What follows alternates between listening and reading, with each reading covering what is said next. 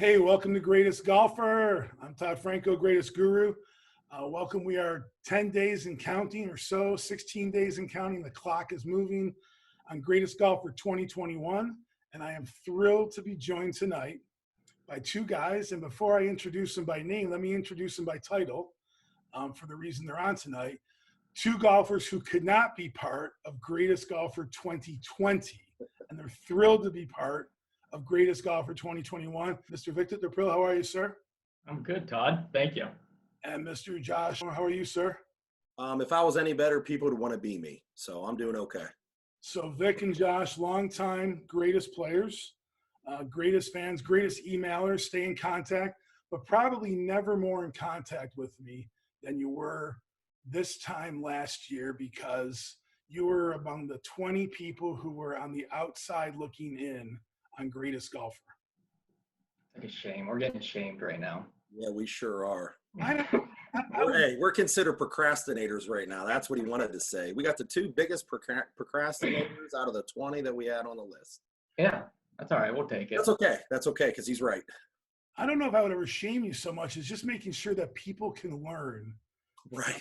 from Yeah. your incidents. Because I think people are disbelief they can get blocked out of Greatest.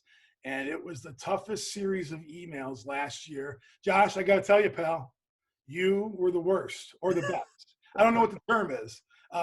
Vic, your volume of emails was cordial and adequate. Josh, you were kind of insane. Talk to me about you on the wait list last year. Let's go with you and how borderline counseling, legal, Right. Medication, everything. Couldn't sleep at night. No, it's pretty much what you said. You know, I never thought that I would get blocked out of being able to enter and play in the Greatest Golfer. You know, I don't know if it was my arrogance. I don't know. I just thought, well, I don't think that many people are going to sign up this fast. And then I go to sign up and it says that it's filled. And I remember emailing you going, Todd, come on, bud, you got to get me in. You got to get me in. And it literally every day I was checking my emails, or I was emailing you, hey, Todd, what's the update? What are you going to do? I think I even emailed you the one time and said, hey, listen, you're Todd Franco. Tell these courses to get Josh Marsh on their list and let me play. and you were actually checking in over the off season. Just when's Yes. Yeah. When's Reggie? Yes. He wasn't missing it this year. No, I'm glad that I bugged you to find out when we were starting it again this year. I even entered the 2-man best ball just so I knew I would see you to make sure. suck up points. Suck up. just to make sure I could get in the individual one. Mr. Dupril, you have more shame and more ego than that. You weren't sucking up, but you definitely were also concerned, Vic, last year about not getting in. Talk about your wait list experience. Well, mine, it's not like I waited long enough to sign up because I didn't want to. I always waited till I had to see like a week prior to see where my game's at.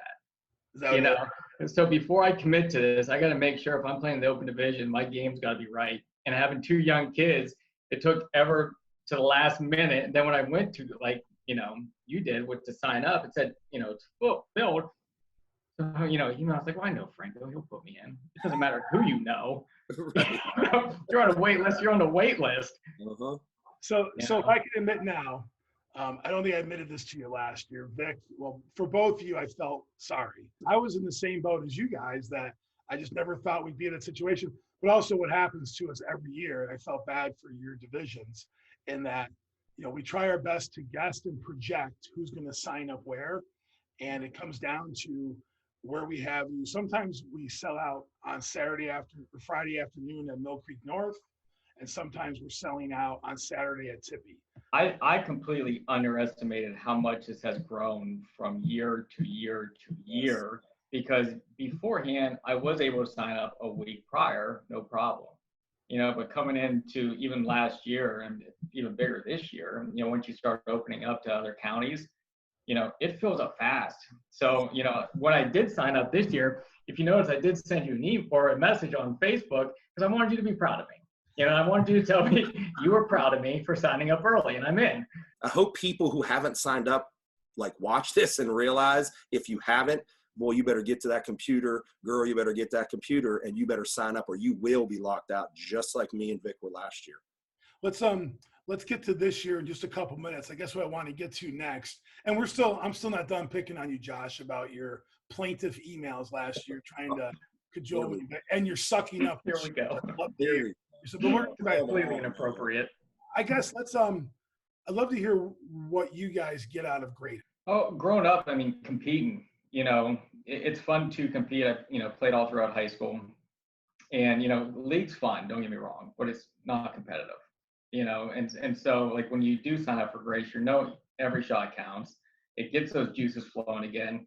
And, just standing on that first tee, getting ready to tee off, the adrenaline you have and the nerves it's like an addiction. You just keep craving it. So, Brandon said it, I think last year, that greatest is the one thing you circle on a calendar, so that's why I do it. Just get those competitive juices flowing.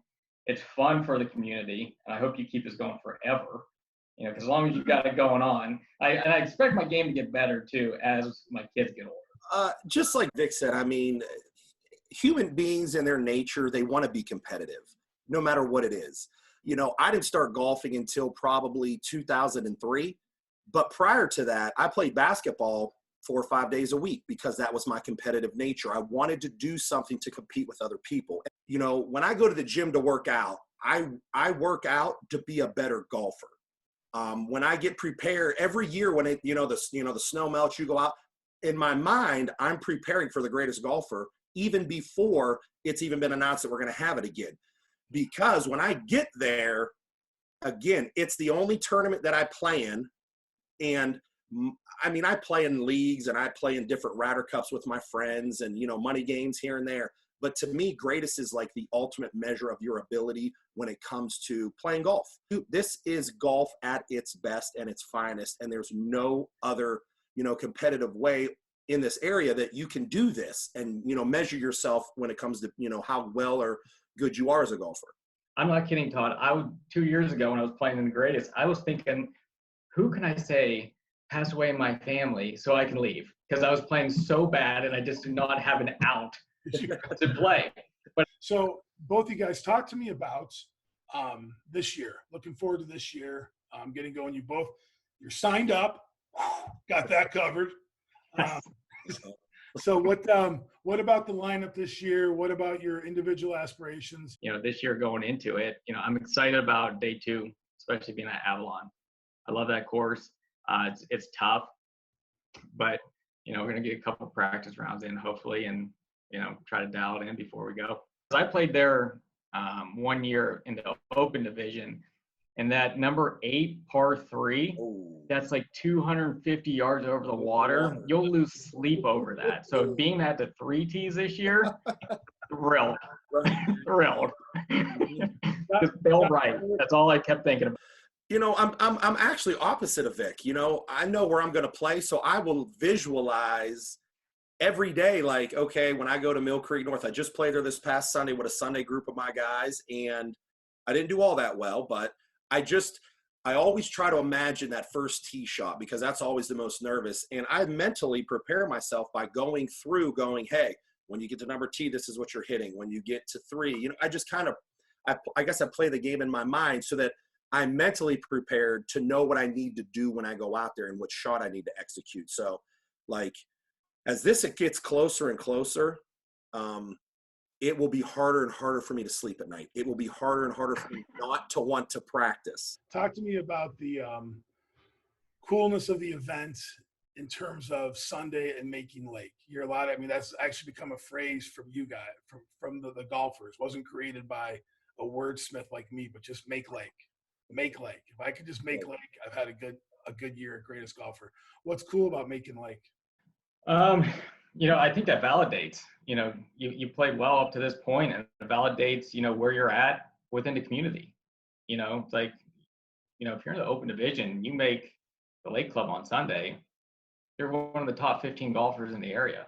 When I make it to the Lake Club, it is the validation thing, but then it's almost a pride thing, because you were able to compete with the other guys that were in your division, and you were able to play solid enough golf to get to have the opportunity to win the tournament. And that's what your ultimate goal is, I would think, is you want to have an opportunity, you know, get to the lake. Just get to the lake. We added a great public course in links at Firestone Farms.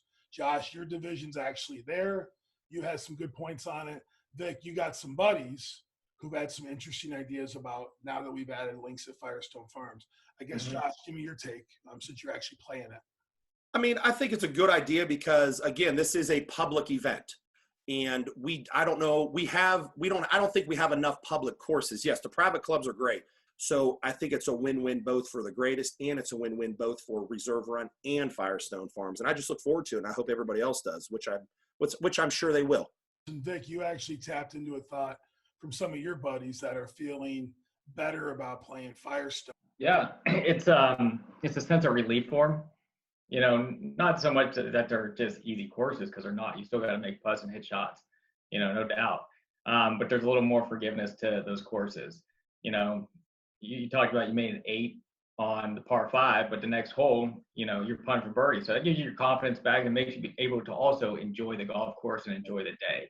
It's a first-year test for us. Greatest is about testing.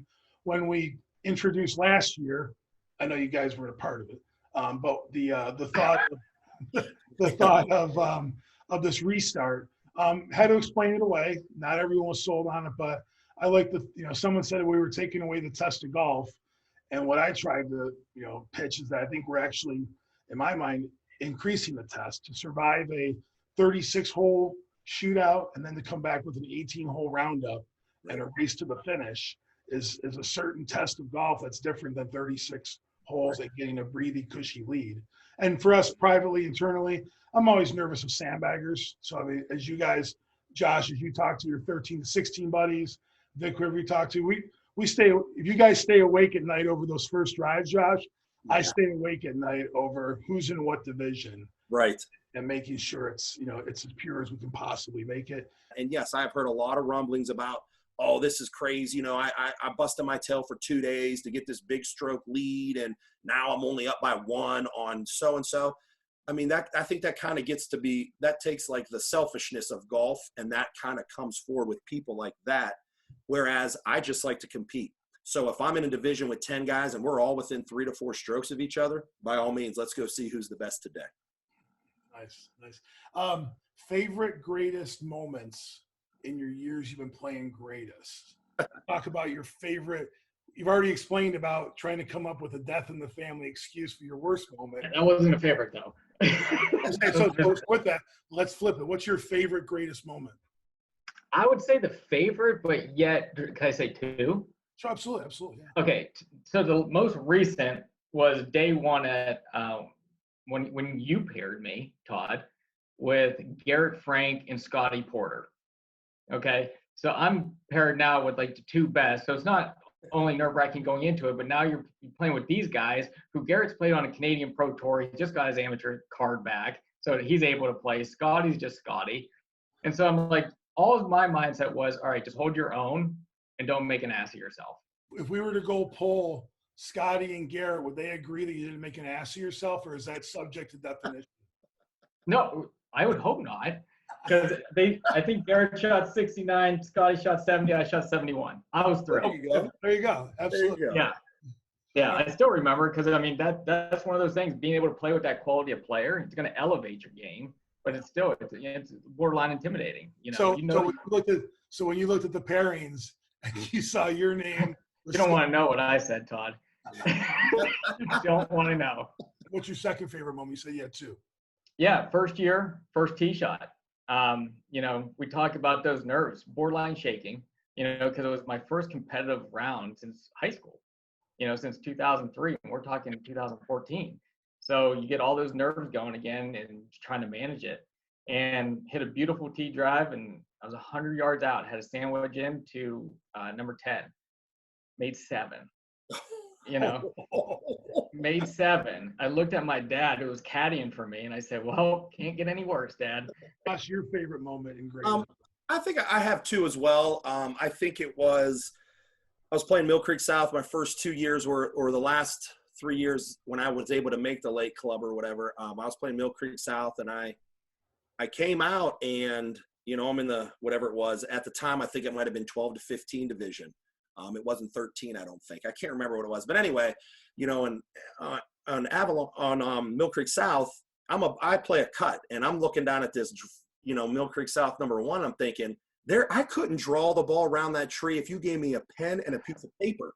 And now I've got to come up here and I've got to try to do that. And, you know, I went down and I executed the shot, and it was a great feeling because I ended up shooting something like 78 that day. I think I had like 9 1-putts. My second moment that was great was when I had just talked about it, when you were standing there and I was on the tee box. It was the very next day. I'm at the Lake Club and I'm shaking. I mean, I think about it now and I start to shake. You know, I bring that out in you. Just my presence. Todd. Yeah, I mean, Todd, wherever you go, your presence makes everybody shake. You know what I mean? I mean, let's be real here, man. You're Todd Franco. You run the greatest golf. President watching you here. I need to say yeah. I'm getting nervous right now watching you. Say that to my wife and kids because they don't give a crap about it. So I'm standing there on that tee box, and, you know, you're there and whatever, and I'm thinking, I hope you don't have any cameras around here that are taking pictures of me, and there's all these people. And I remember I get up to the ball, and I have to step back because I couldn't stop shaking. So I said, all right, take a deep breath. Let's go. Come on. And I get up there, and I pipe this 5-iron about 220 right down the middle. And that's kind of what got me going. You know, that was, and I'll never forget that moment because there must have been 20 people standing there. Right. And it's crazy. Out of those 20 people, I think 16 of them were from Bradley Koch's family. Hey, Brad. Well, I think there's just as many in the DePrilli family, huh, Beck? Yeah, well, I got my Uncle Mark playing in it for the first time this year. Guess what happened? What? Business is calling him out of town, or that's his excuse. But, Is that what he said? Yeah, just a couple days ago, he sent a note. There's a conference out somewhere he's got to go to. He's so full of it. Wait till I get a hold of him. I'm going to be at his tournament tomorrow at Mill Creek. Wait till I get a hold of him. I was in his office. I said, okay, sign up. And I made him do it as I was sitting there because I know he wouldn't do it. Well, I am thrilled to have that kind of enthusiasm. Thrilled to have your support. You guys are many years players. Thrilled that you're not on the waiting list this year. In addition to your passion for greatest, you guys got some great artwork on your arms. Can you give us a look at the sleeves? I love both your sleeves. I hate if you guys ever wear. Yeah, look at that. That is just badass. Yeah. Josh, it goes way up above your sleeve. We fit in well at the country clubs. It goes all the way up. Yes. People see me when I walk up to the country clubs. They're like, who is this tattooed fool? He's got his medium shirt on. No. Just biceps everywhere. No, you guys are killing me. These people stare at me at the Lake Club like, can he really golf? Boys, thanks for the commitment. Thanks for listening. Hey, Josh, give me one last prop, though. One last thing. In addition to all the cool-ass things about you, I love the fact that you're in Youngstown City Schools. Give me a shout about Youngstown City Schools. Let me tell you something about, listen, it's crazy because I've been there 20 years. I've had plenty of opportunities to leave. I've taught physical education there. I've taught health. I've taught biology. I've coached basketball. And now I'm an administrator. And just the joy that those kids bring me each and every day when I go to those buildings. I've been in 26 different buildings. I've met a lot of great people, great students. I still talk to my former students. And I tell people every day, you could say what you want about Youngstown. You could say what you want about whatever, but don't you dare say anything about my kids. The only difference between my kids in Youngstown and any other kids is location. That's it. And those kids, as much as they need me, I need them just as bad. And I love them all. They're great kids. I know they get a lot of bad rep about whatever, they don't do this on this test. They don't do this on that test. Well, you know what? Some of those kids, they go through a lot of things that nobody has any idea. They deal with a lot of things that some adults couldn't deal with. And these children of mine are 10 years old. Some adults couldn't deal with it. And they're a joy to be around. And like I said, I'd have it no other way. Great kids, great school system. Mr. Jennings is doing a great job, and it's fantastic. I love it. And I'll teach there be an administrator there until, I'm, lying in my grave. Well, that's just awesome. When people pin me down about greatest, I say one of the things I like least or last is the competition. What I like most is the community, the camaraderie, and the conscience. And what you just talked about there is exactly the stories I like to get out of the players and the community, is stories like that, and knowing that you're so committed to Youngstown schools. I love hearing that. Yes, I will, and I will always be committed because they're committed to me, and they've always been committed to me. They gave me my first opportunity right out of college, and I will never forget that. And I will probably, and I'll never leave there. That, that's my home, that's my family, and it always will be. Boys, thank you very much for that. Thanks for the commitment to Greatest, and I am so eager to see you in about 16 days and counting. TikTok, TikTok, TikTok. All right, Todd. This was fun, Todd. Thank you. Todd, I appreciate it.